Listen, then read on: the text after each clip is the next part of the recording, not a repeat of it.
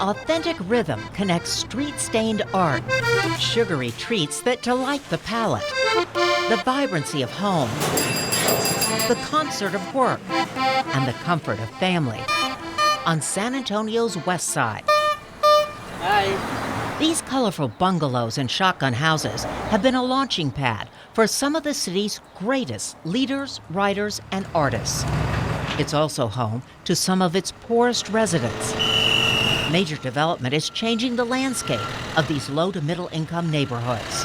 I do love the fact that we're growing, that everything's rising and stuff like that, but I do also care a lot about the historical and to preserve it. Gentrification is the biggest fear of many living here, where the average income is less than $14,000 a year. As developers move in, efforts are underway to help low-income families stay in their homes. Oh my God. For nearly 100 years, generations of the Martinez family have lived in this house on Furnish Avenue. They could not afford to repair it. You know, we couldn't even live in this part. The roof had come down and it was just awful. Now it's being renovated through a pilot program that partners the city, UTSA, small contractors, and community development financial institutions.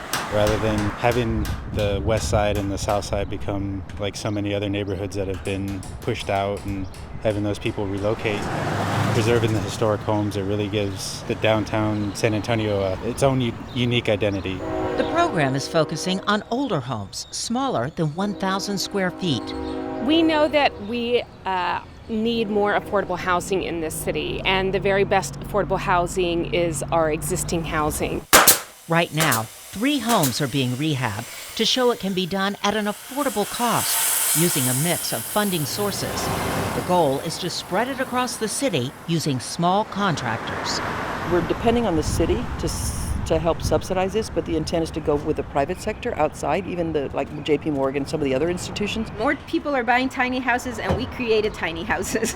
Graciela Sanchez has spent 20 years working to preserve the West Side's tiny houses and buildings. Somebody can't just come in and tear it down. Sitting on the porch of the bright yellow Esperanza Peace and Justice Center, of which she is director, Sanchez told me about the campaign she supports, Mi Barrio No Se Vende.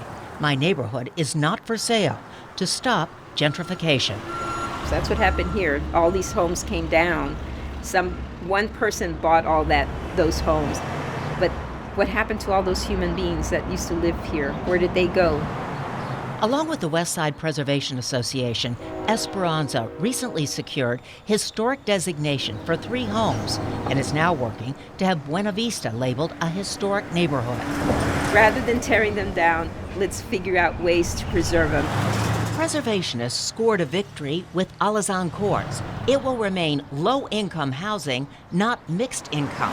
Esperanza and its allies want to have the courts rehabilitated rather than demolished and replaced. We want people to respect the fact that people have been here 3 and 4 and 5 generations, and they want to continue to live here. And so we're also holding the city and asking them to help us come up with policies that allow people to remain here. The city partnership is opening the door for families like the Martinezes. All his family lives there. They're not far from here. With deep roots on the west side, to remain here amid the pulse of the Polquita. It's like a dream come true. The goal is not to just preserve homes, In the other but room. people and their culture. It's going to look beautiful.